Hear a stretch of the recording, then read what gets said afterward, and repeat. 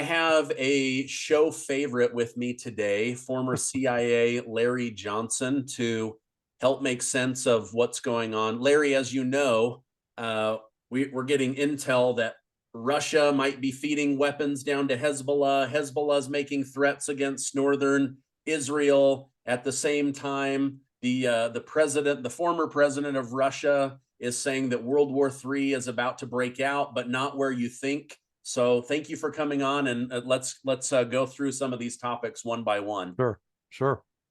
So former Russian President Dmitry Medvedev said today that he believes World War III is coming, and it will start by moves made in Poland. He also said that Poland is now considered a dangerous threat to Russia. Why do you think he believes that Poland is where World War III will break out? And why are they, I guess, maybe not suddenly, but suddenly in the news, a dangerous threat to Russia?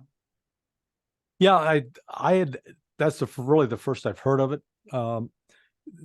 Russia had ample reason prior to this to see Poland as a threat. The Aegis missile system that was, normally on U.S. naval ships was taken off and put on the ground there in Poland. So it's there as a potential threat to Russia. It does not have a nuclear tipped missile with it right now, but it could be equipped with one. So it's one that could potentially be launched at Russia. I could see that. Up to this point, Poland has facilitated the arrival of all the military equipment that the West is sending to Ukraine. It's come via Poland primarily. So again, this is sort of late in the day for Medvedev to be bringing that up. It may be more out of concern about in the wake of the recent elections, that the new government that's going to be formed will be more antagonistic towards Russia. Oh, so okay. That's the most likely reason for his comment. Okay, so Poland has a new government.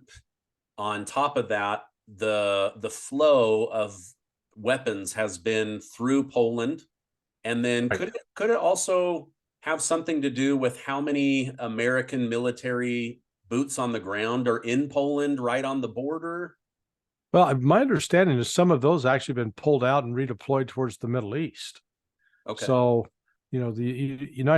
Poland's now a back burner issue. It's not the top priority for the Department of Defense, for European Command. Well, it's still European Command's central concern, but European Command's taken a back seat to what's known as Central Command, which has the Israeli theater under its control. Okay. So what we've seen is just a very dramatic shift over the last 4 weeks, that significant hardware, ships, weaponry, equipment, supplies, everything's flowing to Israel. Very little is going towards Ukraine. Okay, thank you for that. Now, Western media continues to publish that Ukraine is making a big comeback by retaking old war zones such as Bakhmut and other areas. At the same time, Eastern media continues to demonstrate that Russia is still dominating the war theater. What is the truth in the middle, or is it leaning towards Russia? What are your thoughts on that? Yeah, the truth, to see the truth of what's going on, all you got to do is read Time magazine. Time magazine a year ago touted President Zelensky, as man of the year. He was the Winston Churchill of the 21st century. He was George Patton, Franklin Delano Roosevelt, maybe Jesus Christ himself, all rolled up into one. Almost a messianic figure. Now, look at what the article said this week. It said he's delusional. He thinks he's messianic and he's crazy. He's not listening to his generals. He's losing support. He's out of touch with reality. They painted a picture of Zelensky that was reminiscent of the character played in the movie Downfall, about the Hitler's last days in the bunker, where he'd sit there and start screaming and yelling at people. That's the image that they portrayed in Time magazine. And they point out that he's giving orders for attacks, attack here, attack there. And the commanders on the ground are going, with what? We don't have the equipment, and we certainly don't have the manpower, because all that equipment and manpower that we've had has been destroyed by the Russians over the in the course of the last 5 months. So it is, we are witnessing the slow death of Ukraine, but it is in its final moments. Okay. That this happy talk about, oh, they still have a chance. No, they don't. Their Okay. chance is over. And with it, though, there's the defeat of NATO in the West. And yet NATO and the West are now preoccupied with Israel and the prospects for a possible world war springing out of that. Yeah. Whether you buy into the numbers projected by the New York Times of 50 to 70,000 Ukrainians dead, or you lean towards people who have intel contacts, such as Scott Ritter or Colonel Douglas McGregor, saying closer to between 400 and 500,000 dead. Yeah. I would imagine the generals, the top people we're not seeing on Time magazine that aren't invited to the G7 or the G20, those people are aware of the true numbers, and they are the ones that are now publicly speaking out, calling Zelensky delusional. Is that fair to say? Oh, yeah. But see, part of the problem is over the course of since February of 2022, Ukraine, with Western encouragement and support, has run a comprehensive psychological misinformation operation, a propaganda operation to portray Russia is losing, Russia is weak, Russia is incompetent, filled with incompetent generals, the soldiers, conscripts who are forced at gunpoint into the ranks, an economy that's all this negative. And you know what? That propaganda worked. It worked very effectively against Ukraine. It convinced the Ukrainians of their own nonsense. So it's, this is like some guy that's 5'3". It wakes up every morning, looks in the mirror and goes, "Hello there, Mr. 6-footer. How does it feel to be 6 foot tall?" And after he does it about 2 or 3 weeks, he starts believing it. He's still 5'3", okay? He's not going to grow 9 inches. Not going to happen. Same with Ukraine. So the guess, it's not a guess about casualties. All you have to do is monitor Ukrainian and Russian social media and look for those images of graveyards with flags, families walking along behind a casket. And what you see are thousands of these images on the Ukrainian side. You rarely see it on the Russian side. And the reason you rarely see it on the Russian side is because the Russians are incurring fewer casualties, much, much fewer. And Ukraine is incurring much, much more. And as Time magazine reported in this article this week, they're having so much trouble with manpower that now they're recruiting people. The average age, and I know that you're a finance guy, so you understand averages, is 43. That means you've got roughly half the people under the age of 43 and half the people over the age of 43. So think about that. You got 50 and 60-year-olds fighting in the ranks when they should be, maybe out playing golf or bridge or, ice fishing or, something that you do when you're in retirement. Not carrying a rifle and getting yourself blown to smithereens. And you've got report after report after report of the Ukrainians suffering massive casualties. So Ukraine's in desperate straits right now, and the blame game is underway. They're blaming the West is blaming them. Zelensky's blaming Zelensky. Zelensky's blaming Zelensky. Yeah. Nobody's taking responsibility for anything. Yeah. Your Times Magazine example it just makes me think of a Norman Rockwell painting. Yeah. where there's this wimpy little dog painting, and he's leaning out looking, but then he's painting this big, strong German Shepherd, right? And so it's like a year ago, they were panned in on the German Shepherd. Look at this dog, and then as you pan back, you realize it's somebody else painting themselves, Right. grandiose, making Yeah. themselves bigger. And it brings me no joy, but over the last year, I've had people in the comments say, this is propaganda. Boy, are you going to feel stupid when Ukraine wins? And it's like, man, I'm not going to feel good if Ukraine wins or Russia wins. I just want people to stop dying for something, Yeah. that didn't need to happen. Like, there's no joy in being right in this situation. And yet over time, Russia has, just dominated in this war theater. Speaking of them, uh, Ukraine, how dangerous is it for Ukraine, or maybe even Israel at this point, that Russia is getting millions of rounds of ammunition from their partners, North Korea, in exchange for Russia teaching them how to be better with satellite warfare? I'm sure you've read this story. Yeah. Well, I think more what's going on with Russia and North Korea is North Korea supplying manpower to work in Russian factories. So the Russians have a robust defense industry that can produce at a rate that the United States cannot match. And part of the problem, though, is they've suffered a shortage of personnel just by the demographics of society. So it's quite easy to get the North Koreans to come across the border and to work. And the North Koreans enjoy it because they probably wind up with better food and better working conditions than they would back, say, in North Korea. So North Korea is sending people to work in these Russian factories. yes, that's my understanding. Oh my gosh! Wow. Yeah. Yes, I, but I you're right. There clearly is there's cooperation between North Korea and Russia, and it's the Israel is isolated.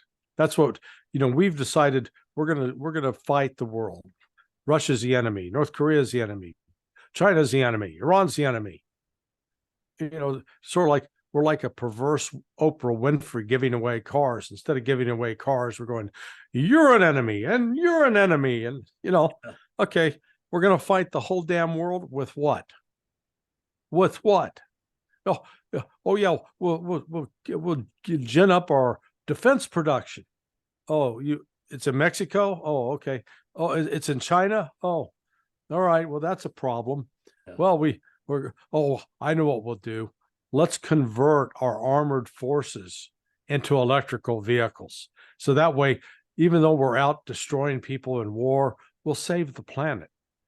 Except the entire source of what we need to build those batteries is basically going to come out of China.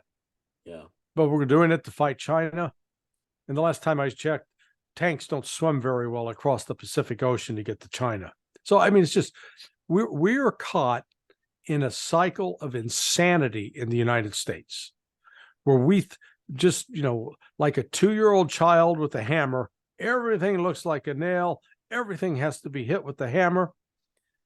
Except our options now are we're either going to impose sanctions on you or we're going to send a military expedition force and get a bunch of our boys and some girls killed. And then call it a day. After 20 years in Afghanistan, what did we get? Some rugs, some nice trinkets. But did we leave a stable government?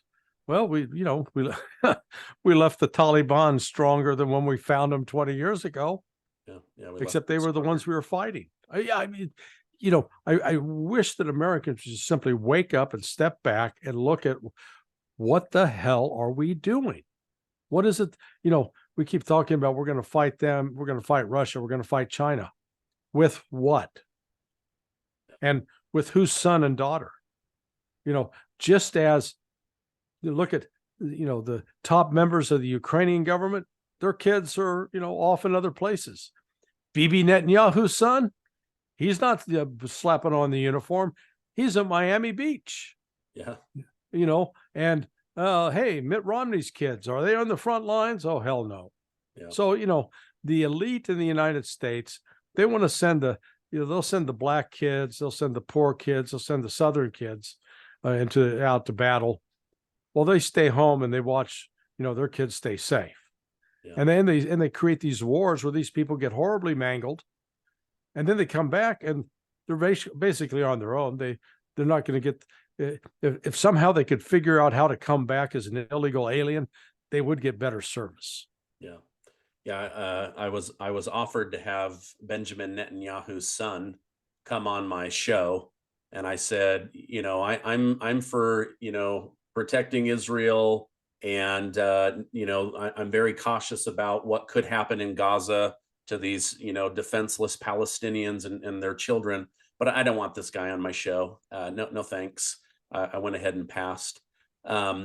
Speaking of, what supplies are going to be used for war, the Daily News reported just a couple hours ago that Russia's Wagner Group has plans to give Hezbollah high-tech air defense to deploy along the border in Israel. How does the reported plan of supplying Hezbollah with advanced air defense technology, how does that pose a threat to Israel? How does that pose a threat to the United States? Yeah, well, number one, that's pure propaganda. Wagner's got air defense. Where'd they get it? Well, it's supplied it would have had to come through Russia. Well, the major supplier for Hezbollah in the past has been Iran. Iran has an S-300 compatible air defense system that's just as good as anything Russia has. Hezbollah doesn't need the Wagner Group. Hezbollah is a very large, robust army. It's a conventional army. It's not just a group of, occasional weekend terrorists. And remember, these guys fought and defeated Israel in 2006, 17 years ago, when Israel tried to invade southern Lebanon, and Hezbollah, basically handed them their ass, defeated them. So this notion that this is being put out to, try to spin up what I call the propaganda animosity. Hey, let's hate Russia and Hezbollah at the same time. If anybody's supplying air defense systems for Hezbollah, it's going to be Iran, not Russia. Okay, interesting. Do you understand Netanyahu's thinking when it comes to ignoring the flashing signals from Iran and Turkey that they are willing to intervene and attack Israel if they don't provide this ceasefire or go about attacking or seeking revenge on Hamas in a different fashion? Well, now we're entering the realm of religion and the whole eschatology, the doctrine of the last days. You and I are both familiar with one religious organization that its very creation was founded on the notion that the call of warning to the world, because these are the last days, that the world needs to be warned to repent and return to Jesus Christ, as an example. Within the Muslims, there is that same kind of theology about the doctrine of the last days, and within the Israelis, there is that same kind of theological belief that there's going to be a major battle and that the wicked will be slain and the righteous will prevail. The problem is within each of those religious views, they have a different definition of who's the righteous and who's the wicked. Okay. Yeah. And Bibi Netanyahu is very much, he's embraced that. Okay. And he's embraced the language, basically justifying destroying Palestinian civilians, men, women, and children, with calling them like Amalekites, that just as God gave instructions in the Old Testament that the Amaleks should be destroyed. and it was the responsibility of the children of Israel to destroy them all. That's where, Bibi Netanyahu made his bed in order to secure the job of prime minister by aligning himself with the most radical of the religious elements in Israel, who are very much about seeing the fulfillment of these prophecies and making them happen if they can. So that's one of the things that's going on that the secular world really doesn't understand. That's nothing. That doesn't mean it. Oh, they do not understand how deep-seated those beliefs are for people that are religious, and that they absolutely fundamentally believe with all their heart. You'll find within the Christian community those who believe that the rapture is imminent, which means, God's going to pick up 144,000 of the righteous, fly them to heaven, and all the rest of the wicked are going to be destroyed. So that's one belief. But that's the undercurrent in all of this. Yeah. Yeah. This whole thing is, if it weren't so tragic, it would be interesting to be somebody just watching, and yet it's so tragic it's hard to look at. Yeah. Now, Secretary of State Antony Blinken flew into Israel today to push for a ceasefire, at least to get the hostages out. Maybe not, people in Palestine, but if a ceasefire is negotiated, is Israel going to be perceived as the loser or as the wise one who is, stepping back to allow innocents to walk away? Well, let's get our language right. Humanitarian pause. Okay, sorry, humanitarian pause. Well, no, you don't have to. I'm making fun of it because it's so ridiculous. Yeah. Instead of calling it what it was, a ceasefire. Yeah. No, let's have a humanitarian pause. It's like that old Coke commercial, the pause that refreshes. Yeah. So, Blinken came out and proposed that, and you saw what Bibi Netanyahu said within 30 minutes. He said, you can stick that where the sun doesn't shine and shove it up twice as far as you can. Yeah. I mean, it was shut him down. Yeah. So now Blinken's going to go visit Jordan. He may go to Turkey. He may go to Saudi Arabia. He may go to Egypt to try to sell, hey, what can we do about a humanitarian pause? And I bet he's going to get shut down there as well for the exact opposite reason, that just the anger that these Arab nations and Muslim nations feel towards the United States for allowing this wanton slaughter of the Palestinian people. And I mean, the images are getting worse with each passing day. And what Americans are failing to grasp is, because if they're watching CNN, MSNBC, Fox, ABC, CBS, they're getting a steady dose of what I call the pro-Israel propaganda. Calling it propaganda is not to say that it's not true, but it is a messaging that's designed to get a particular perspective or belief. Well, outside of the United States, there is a completely different level of propaganda, and the images that are being shown are just shocking. So remember, Israel came out and claimed, Hamas had beheaded 40 babies. Well, we never saw the pictures of the baby heads, number one. We never even got a list of names of babies that were killed, number two. Israel published the list of dead so far, and there wasn't a single one under the age of 3. So you begin rapidly to realize that, Israel was lying about that. And yet on the Palestinian side, they are putting out images every single day of babies. And we're talking very, infants, 2 months, 6 months old, maybe 1 year old, being pulled out for the rubble like limp rag dolls, bloody, covered with dust, some missing an arm or a leg. I mean, it's horrific. And those images are getting broadcast around the world. And it's enraging people. People that see it are just furious at it. Think of the emotional reaction that Jews have when they saw the images from the Babi Yar massacre and then the ravine outside of Kiev that took place in 1941. It was a horrific slaughter, and the visceral reaction they have there. Well, these Muslims and Arabs and others are having the same kind of reaction to what they're seeing coming out of Palestine now, because it's on such a massive scale. And just today, you had Israel bombed in front of one hospital, killing people, killed up to 15. They bombed a column of ambulances that had pulled out of the Al-Shifa hospital to go down to the border to take out some seriously ill and seriously wounded people. They blew up a civilian column of people that were escaping from the north of Gaza, doing what the Israelis had asked to go south. And these were mostly women and children. Their bodies just litter the roadway.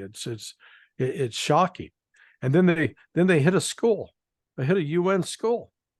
And it's not, so these aren't made up stories. This is one after the other after the other. This isn't an errant shot. This is deliberate targeting of civilians. And the world is with each passing day, the anger is rising and going up. And it gets to a point where no matter how much the leaders try to quell it, to keep it quiet, it explodes. And the mobs take over. That's one of the real dangers we face now. Yeah. I saw a very emotional and animated speech from President Erdogan of Turkey. And I don't speak the language, but his body language reminded me of George Bush telling the American people that we will get vengeance for, the attacks on the Twin Towers. Right. Just that fury, that confidence, things could heat up very, very quickly in Turkey, which I thought, oh gosh, to me, that seems way more dangerous than Poland.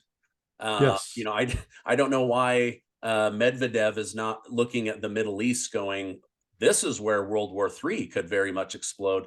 I think Blinken might do well to head to Erdogan in Turkey and have a conversation, but I don't know what he would say. Well, remember that prior to this, Turkey was actually considered an ally, a strong ally of Israel. They were Israel's buddy. They would intervene to protect Israel from some of the other Arab states. So the Turks are not Arabs, they're Turkish.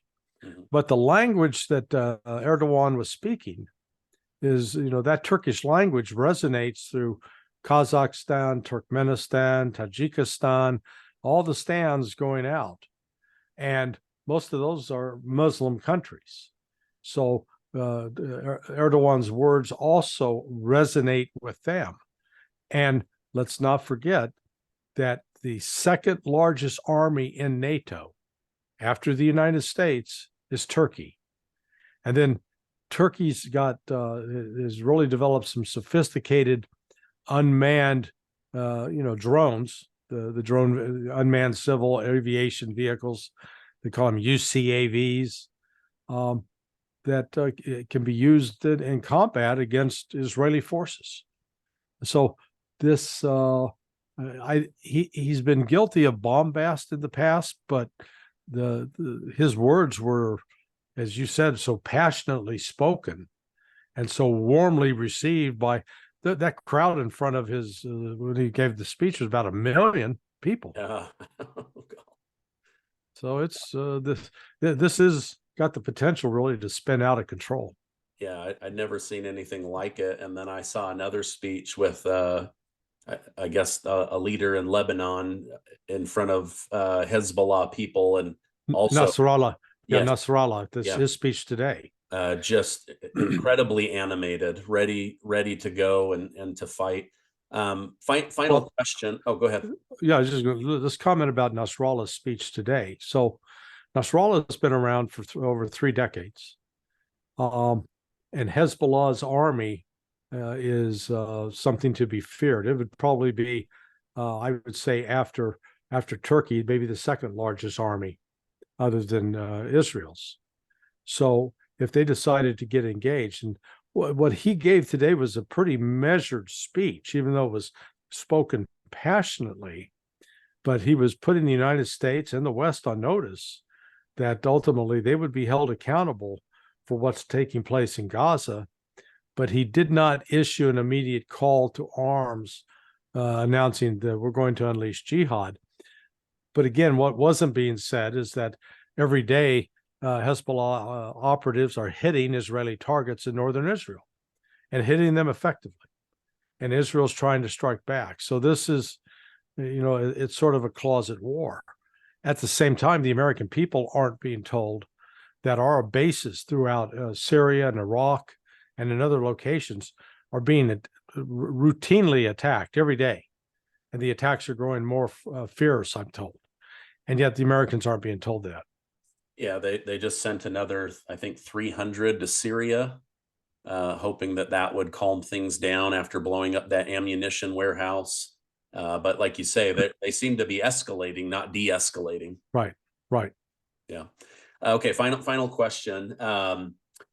My understanding is the United States regularly sells weapons to Turkey. And, as you and I have been covering the Russia-Ukraine situation, I believe it was the country of Sweden that wanted to join NATO, and Turkey was against that. Right. And Biden or Blinken, whoever is really running that department, agreed to sell them a bunch of weapons and fighter jets in exchange for letting Sweden come into NATO. Is there any chance that those American weapons end up being used against Israel or the United States? Well, it's not even clear that Turkey's going to get those the weapon systems promised. Remember that deal that was brokered on the eve of the summit, NATO summit in July, I believe it was. One, Turkey agreed to release members of the Azov battalion that it was holding. So it broke a promise it had made to Russia, which just made the Russians extremely angry. But what Turkey was looking for is that both Sweden and Germany have allowed members of a terrorist organization that has been attacking Turkish interests for years. It's called Dev Sol, that they were allowed to operate freely, and Turkey wanted them brought back to Turkey for trial. That Sweden supposedly agreed to something like that, but then in exchange for all of this, Turkey was going to get F-16s, except to get F-16s, Congress has to approve it, and Congress said, no way in hell, we're not giving them F-16s. So Turkey sort of has its own arms industry anyway. It has a drone business underway that is probably equal to anything the United States has, at least in volume. So U.S. weapons are not as likely to wind up in the hands of Hamas because Turkey has its own system. Turkey makes a wide number of firearms, rifles, shotguns, handguns. Canik is one example on the handgun front. And the shotguns, you go into any gun store and you see the ones that are fed with a magazine like an AR. Most of those are Turkish shotguns. So, I think Turkey's got its own resources and means to supply weapons without needing the United States. The bigger concern is, will any of the weapons that the United States gave to Ukraine make its way through the black market into the hands of Hamas? I think that's much more likely. Gotcha. Oh, gosh. Okay. Larry Johnson, thank you so much for coming on. If people want to continue to stay in the loop, is sonar21.com still the best way to do that? That's the place. Okay. Thank you. Thank you very much. Have a great weekend.